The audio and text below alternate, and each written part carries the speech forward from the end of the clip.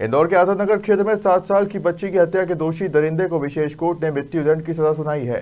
Court ने त्वरित सुनवाई करते हुए मात्र 5 माह में फैसला सुना दिया। घटना पिछले साल सितंबर की है। मासूम की हत्या करने वाला कोई और नहीं बल्कि उसके पड़ोस में रहने वाला युवक सद्दाम उर्फ वाहिद ही था।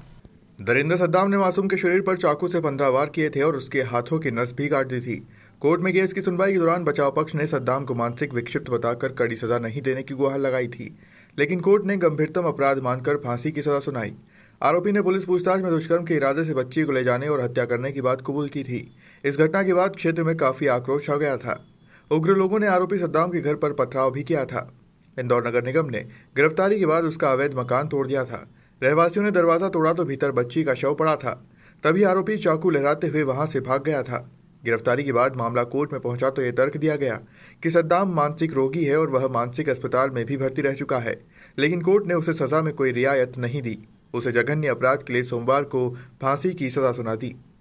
इसमें जो है, जो माननीय न्यायाधीश ने दिया है उनका है श्रीमती माननीय न्यायालय श्रीमती सुरेखा मिश्रा जी और 13वें अपर सत्र न्यायाधीश एवं विशेष न्यायाधीश पॉक्सो इंदौर के द्वारा सजा दी गई है।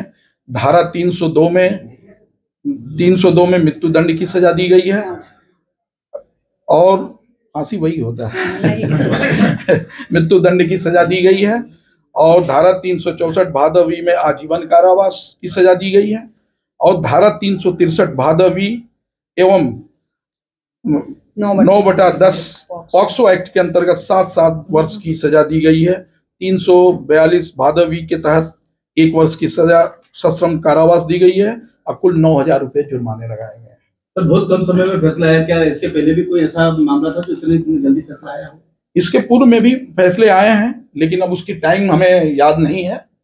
जो मेरे कार्यकाल में तो सबसे कम समय में ये फैसला आया है। इसके पूर्व भी आए होंगे। क्या जज साहब ने कोई विशेष टिप्पणी करी इस केस को लेकर? जज साहब ने माना है, इसे जघन्य से जघन्यतम अपराध माना है और कहा है कि ये जो है ये क्रूर और बर्बर मानसिकता और संवेदनहीनता की पाशविक प्रकृति को दर्शाता है।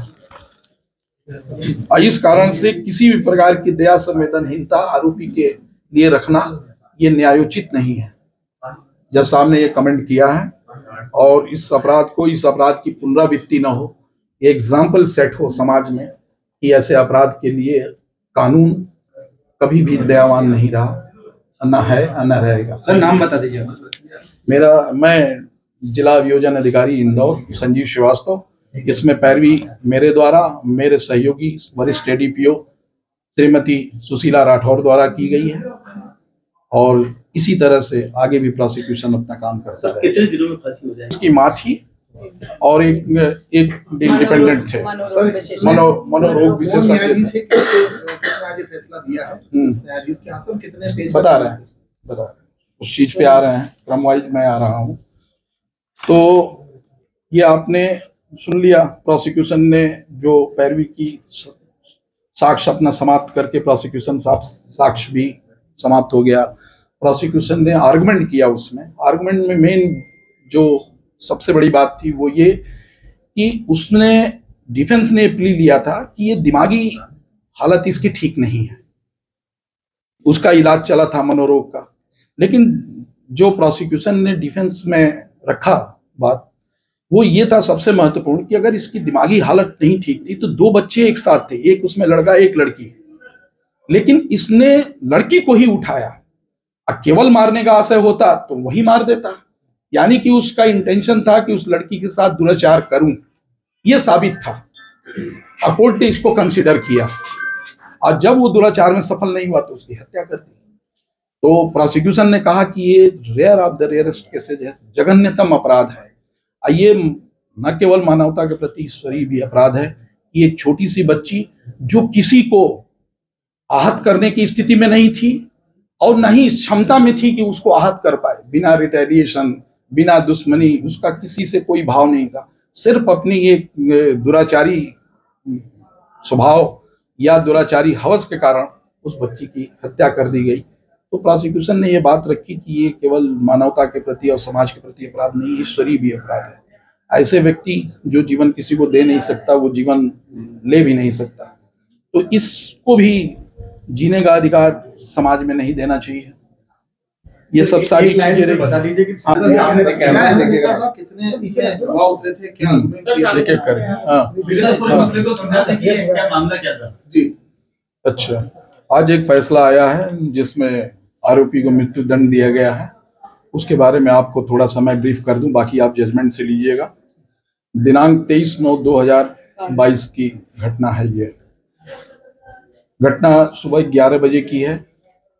एक थाना आजाद नगर के अपराध क्रमांक 625/2022 की है। आजाद नगर थाने के अंतर्गत एक कुआं है जहां पे एक सद्दाम नामक व्यक्ति जो आरोपी था वो निवासरत था। उसी मोहल्ले में एक बच्ची, एक छोटी सी, एक बच्चा, दोनों खेलने के लिए निकले और उनको, उस बच्ची को उठा लिया सद्दाम ने और तुरंत लेके भागा अपने कमरे में। और जहां उसके साथ अनैतिक कार्य करने का इरादा रखा था, लेकिन चूंकि जो अपने कमरे में घुसा तो उसकी खिड़की थी, वहां खिड़की पे लोग इकट्ठा हो गए, उसके दरवाजे पे लोग इकट्ठा हो गए, खिड़की पे सारी चीज दिख रहा था। तो उसे लगा कि अब मैं बुरी तरह उलझ गया हूँ, बस उस बच्ची को चाकू से गोद गोद के मार दिया। 29 घाव लगे थे, 29 घाव उस पे लगे थे।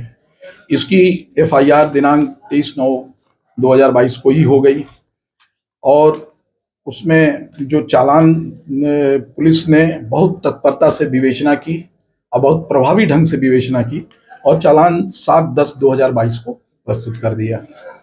उसके बाद आरोप तर्क न्यायालय में जब लगा 31/10/2022 को, इसके पूर्व पुलिस ने अभियोग पत्र प्रस्तुत कर दिया। 31/10/2022 को न्यायालय ने आरोप तय कर दिया। सर, कितने समय बाद किसी आरोपी को फांसी की सजा हुई?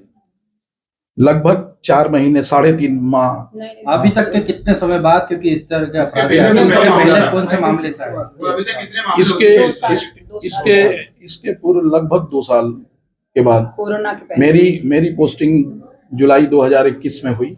तब से कोई फांसी की सजा नहीं हुई थी। इसके पूर्व एक हुई थी, कोरोना काल में किसी का नहीं हुआ और उसके बाद ये पहली ऐसी सजा है जिसमें चालान था, कितने गवाह थे? गवाह जो प्रोसिक्यूशन ने कराया, प्रोसिक्यूशन ने गवाह 23 साक्ष्यों को गुजारा इसमें प्रोसिक्यूशन ने। क्या उसमें परिवार के लोग भी थे और बाहर के लोग भी थे गवाहों में? हाँ, जो घर के थे, मोहल्ले के थे, पुलिस के थे, सारी इसमें गवाह, इंडिपेंडेंट गवाह भी थे सभी। 23 आई विटनेस तो उसमें था ही, एक छोटा सा बच्चा था और बाकी लोगों ने देखा, तो कुल 23 गवाह इसमें